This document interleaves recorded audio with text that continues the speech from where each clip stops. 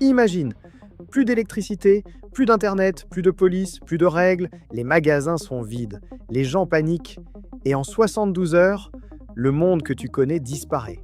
Maintenant, oublie ce que tu aimerais être. La vraie question c'est, qui serais-tu vraiment dans une crise extrême? Aujourd'hui, tu vas répondre à plusieurs situations. À chaque fois, choisis instinctivement. Pas la réponse la plus héroïque, la plus honnête. Parce qu'en situation de crise, ton vrai profil ressort toujours. Bienvenue dans Quiz Impact, là où ton cerveau se joue de toi. Une panne géante plonge ta ville dans le chaos. Les gens commencent à paniquer.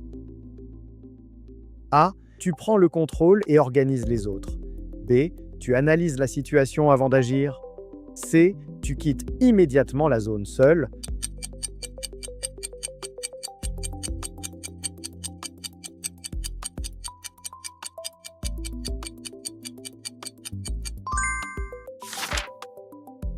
Ton groupe n'a plus assez d'eau pour tout le monde. A. Tu répartis les ressources équitablement. B. Tu calcules la meilleure stratégie de survie. C. Tu caches une réserve pour toi.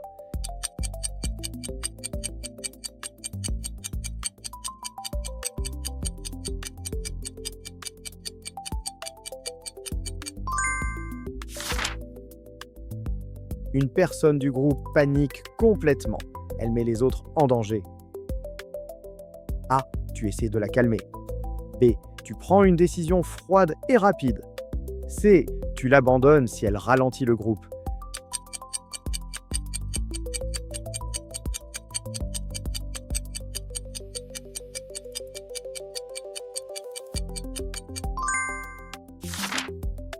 Tu apprends qu'un refuge sécurisé existe à plusieurs kilomètres, mais le trajet est extrêmement dangereux. A. Tu motives le groupe à y aller ensemble.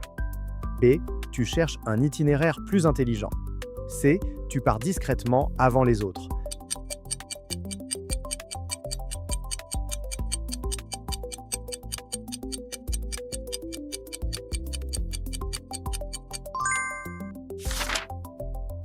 Un inconnu demande à rejoindre votre groupe.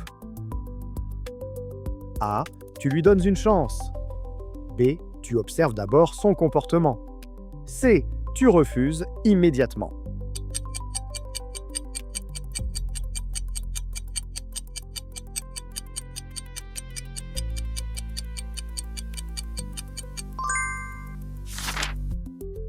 La nourriture devient extrêmement rare. A. Tu encourages la solidarité. B. Tu rationnes strictement. C. Tu prends ce dont tu as besoin avant les autres.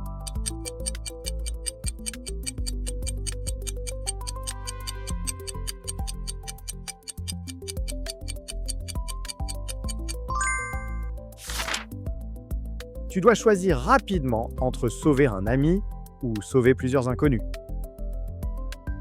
A. Tu sauves ton ami. B. Tu choisis l'option la plus logique. C. Tu te sauves toi-même.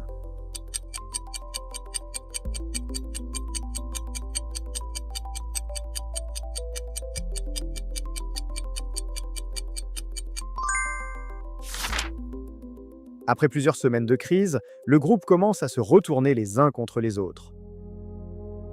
A. Tu essaies de maintenir l'unité. B. Tu identifies les personnes dangereuses.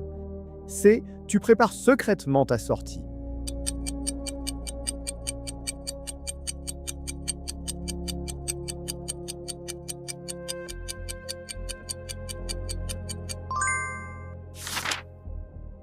Tu découvres que quelqu'un du groupe ment depuis le début.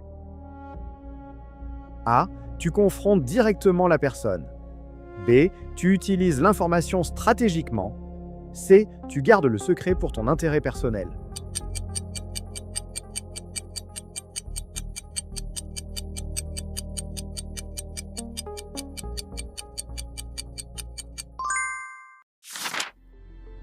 Dernière question. Si tout s'effondrait demain, quelle qualité te sauverait vraiment? A. Ton courage. B. Ton intelligence. C. Ton instinct.